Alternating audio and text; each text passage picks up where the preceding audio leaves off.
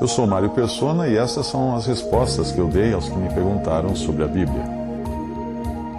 A sua dúvida está numa frase que circula nas redes sociais dizendo que a igreja precisa ser mais hospital e menos tribunal.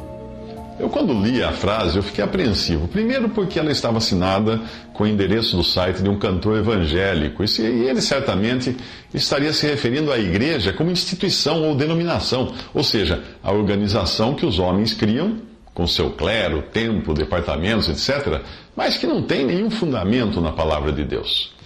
Quando alguém que não conhece a sã doutrina, em especial a doutrina dos apóstolos dada à igreja, tenta descrever o que é a igreja, eu fico com o pé atrás. Ainda que o que ele diga possa parecer correto, nem sempre o que quis dizer será, pois uma pessoa dentro de um sistema religioso denominacional irá enxergar e avaliar tudo com as suas lentes denominacionais. A frase é uma adaptação de outra frase de autoria de Agostinho, bispo de Hipona, que viveu entre os anos 354 a 430 da era cristã. Ele é considerado um dos doutores da igreja, obviamente a igreja católica, e alguns ramos do protestantismo também o consideram um dos pais da igreja, como é chamado. Ele escreveu que a igreja é um hospital para pecadores e não um museu para santos. Agostinho, com certeza, vislumbrava a igreja conforme a doutrina católica, que ensina que fora da igreja católica não há salvação. Portanto, os pecadores deveriam ser encaminhados ou introduzidos na Igreja Católica para serem salvos. A sua frase, portanto, estava errada, por não considerar que é em Cristo e não na Igreja que os pecadores encontram a salvação. Muitas seitas evangélicas trazem a mesma doutrina quando pregam que é preciso pertencer a esta ou aquela igreja ou seita para ser salvo, ou então quando enxergam a igreja como uma espécie de agência evangelizadora, quando, na realidade, a evangelização não é tarefa da igreja, é tarefa de pessoas individualmente, e em especial daqueles que têm o dom de evangelismo.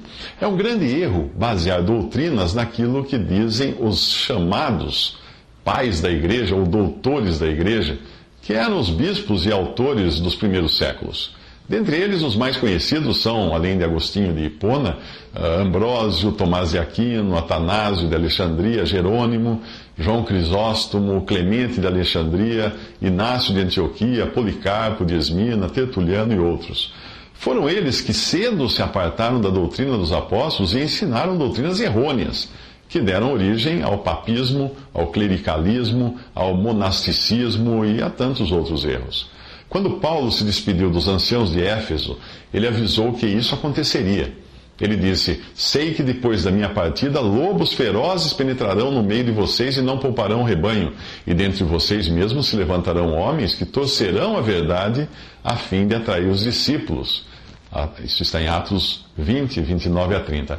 Ainda que muitos desses homens, chamados de padres ou patriarcas ou doutores da igreja, possam realmente ter sido fiéis a Cristo, mesmo assim eles estavam imersos no erro do clericalismo, que foi um dos primeiros erros que tomaram conta da igreja logo após a partida dos apóstolos.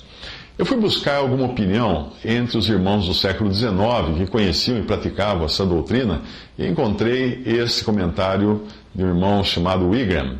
Ele descreve assim a assembleia local como hospital. Ele usa esse exemplo de assembleia local ser um hospital, mas limitado, exclusivo do povo de Deus e não de incrédulos. Ele coloca assim: a igreja é a casa de Deus, o corpo de Cristo, e serve em sua condição aqui como enfermaria, sala de aula, guarita de vigilância e hospital do povo celestial de Deus. Mas isto apenas para aqueles que são recebidos como pertencendo a Cristo, e mediante um testemunho genuíno. E aqui, observe bem, não são os que buscam ou demonstram interesse que são chamados cristãos. São os salvos, os que podem ocupar os seus lugares nessa companhia, que reconhecem a doutrina e comunhão dos apóstolos, conforme Atos 2,42. E esses são os de um só coração, de uma só alma, como fala Atos 4,32, por meio da presença e do poder do Espírito Santo. Então, colocando as coisas nos devidos lugares, primeiro, a igreja é o corpo de Cristo, do qual fazem parte todos os salvos. Ela é também a casa de Deus, que é o testemunho visível e responsável desse corpo. E nesse sentido é que a Assembleia Local atua, recebendo os salvos a comunhão para perseverarem na doutrina dos apóstolos, no partir do pão, na ceia do Senhor, e elevarem a Deus as suas orações, como ensina Atos 2,42. Mas antes de ser esse hospital, que não é uma organização, mas um organismo no qual os próprios santos cuidam uns dos outros, a Assembleia Local funciona assim, como um tribunal, para julgar os que são recebidos à comunhão e tirar os que estão em pecado.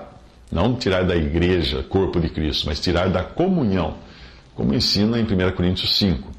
Portanto, é errado dizer que a igreja é menos um tribunal, pois para se participar da comunhão da igreja, é preciso sim passar pelo escrutínio dos irmãos.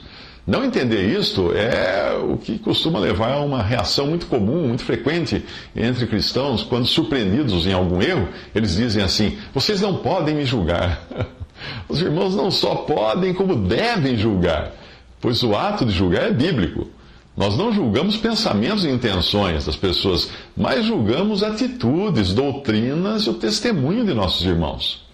A Bíblia fala: mas se não te ouvir, leva ainda contigo 1 ou 2, para que pela boca de 2 ou 3 testemunhas toda a palavra seja confirmada. E se não as escutar, dize-o à igreja. E se também não a escutar a igreja, considera-o como um gentil e publicano. Em verdade vos digo que tudo o que ligardes na terra será ligado no céu, e tudo o que desligardes na terra será desligado no céu. Também vos digo que se 2 de vós concordarem na terra acerca de qualquer coisa que pedirem, isso lhes será feito por meu Pai que está nos céus. Porque onde estiverem 2 ou 3 reunidos em meu nome, aí estou eu no meio deles. Palavra do Senhor Jesus em Mateus 18, 16 a 18. E nós lemos Paulo escrevendo em 1 Coríntios: por que tenho eu em julgar também os que estão de fora? Não julgais vós os que estão dentro? Mas Deus julga os que estão de fora. Tirai, pois, dentre vós a esse iníquo. 1 Coríntios 5, de 12 a 13. Em outra passagem ele fala: não sabeis vós que os santos hão de julgar o mundo? Ora, se o mundo deve ser julgado por vós, sois porventura indignos de julgar as coisas mínimas? Não sabeis vós que havemos de julgar os anjos? Quanto mais as coisas pertencentes a esta vida. 1 Coríntios 6, 2 a 3.